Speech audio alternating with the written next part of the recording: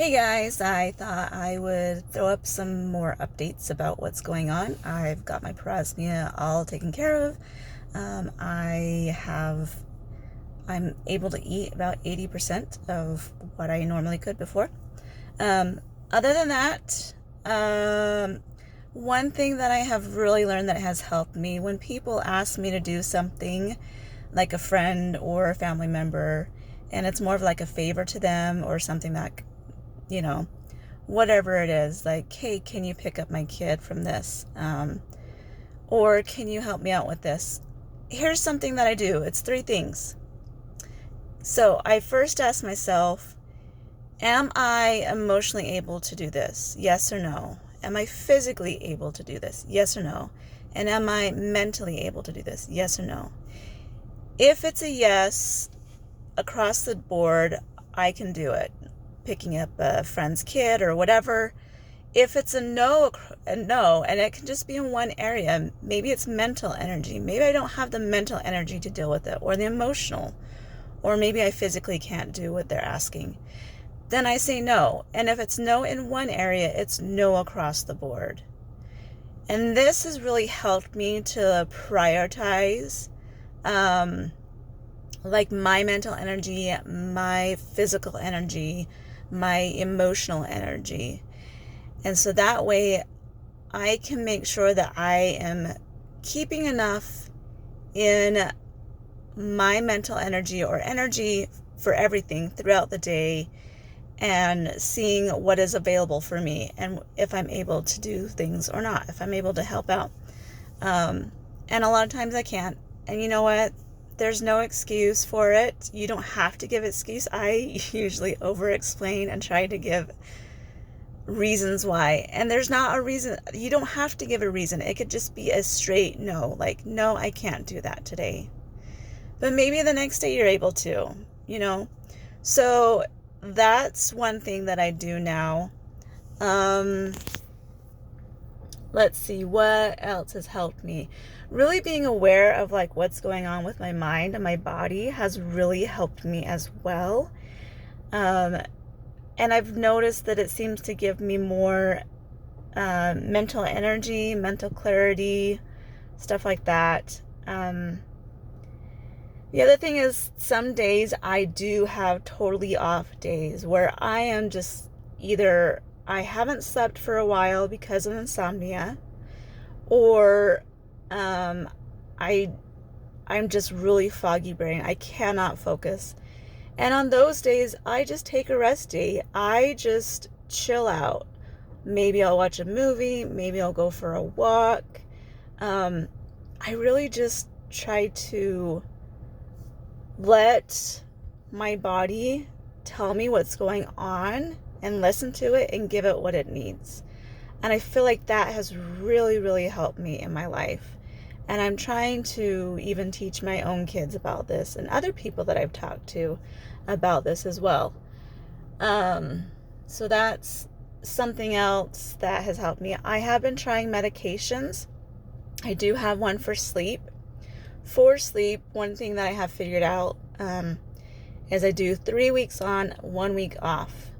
And I'll try to change it up with maybe something else that will help me with sleep. My doctor has prescribed me a medication that really helps me to fall asleep pretty well, but I have noticed that it kind of declines after a little while. And so since doing like the 3 weeks on and the 1 week off on a different like medication, like maybe the different medication is just Tylenol PM or something like that, something that is useful, because not everything out there is useful for our brains. And that has been helpful for me so far. I haven't had as many sleepless nights. And I'll tell you what, sleep really is so important. Because I've been getting more sleep, I find I have more mental energy to do things. And, energy physically as well and emotionally. I've also been trying some ADHD medications, and so far none of them have been working for me. I've tried 3, and one's like a generic Ritalin. That one it was useful for a little bit, but then after a while, I felt like I was like crazy. Like it really honed in on my focus on things, but then also I had like, my mind was like running a million times per hour, and I had so much just like, oh, I don't know, like contained energy that I felt like I needed to get out somehow. Like I wanted to literally run around that house, and I do not like running, and so I needed to do something. And then at night it was harder to kind of settle my mind down as well. The other ones didn't really seem to help as much. So anyway, those are some things that I have been trying, and I just wanted to let you guys, like, update you guys on what's going on. Also, I do have a couple campouts coming up, and using spreadsheets really helps. And some of the things that I do is, this is like an annual camp out, like 2 of these. And so I know where we're going. I know usually what I need to bring. So keeping a spreadsheet of like, on my spreadsheet, I have my standard packing list. And then I also have, and that's for like clothes, bedding, miscellaneous stuff, like things to keep us busy, whatever, like games or whittling, stuff like that. What else is on there? Oh, food. I always put food as soon as I know what's on there, and then what I need to bring. Like usually we do like a potluck, like dinner, and or like a dinner where 2 or 3 people are over it, and then the rest of the group just kind of switch on and off, so that you're only cooking one night a week, and you're doing it with others. And then breakfasts and lunches are usually on our own. So figuring that out, as well as what I put down for snacks, and I'll put down what my kids or I have eaten.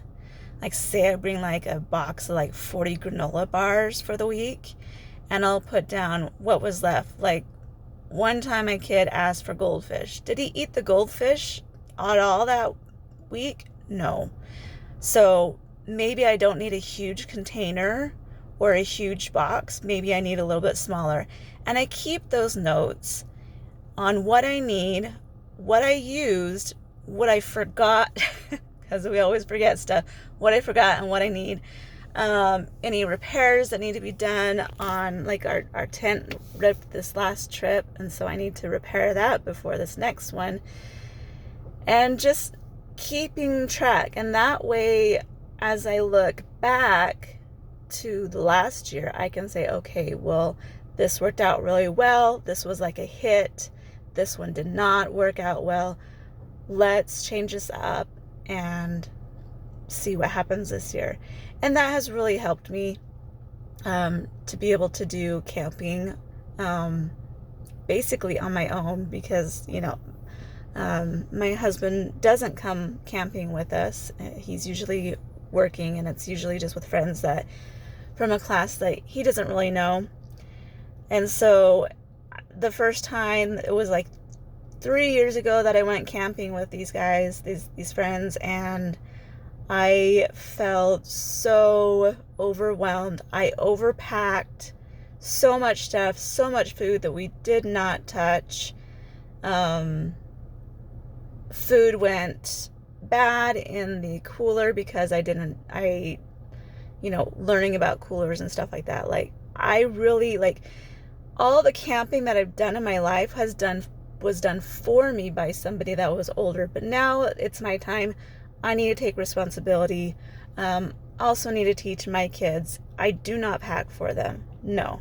If they forget it, they'll learn next time. It's not usually a huge deal. So anyway, those are things that are going on and things that have helped me. If there's something that you would like me to make a video about, then feel free to comment on the channel, and if there's something that you need help out, then maybe I have ideas, or if you want to share ideas, please, please, please. Like, there's not much out there for concentration deficit disorder, also called slow cognitive tempo, and now they're adding another possible name to it. So for those of us that are having problems sometimes with memory, this is like our third one, and I can't keep it straight. And so my easiest one is just concentration deficit disorder, because that I think that's the more clear one. Anyway, hope you guys are doing good. Hope these videos are helpful for you. Let me know how I can help you out. We'll see ya. Have a good summer. Bye.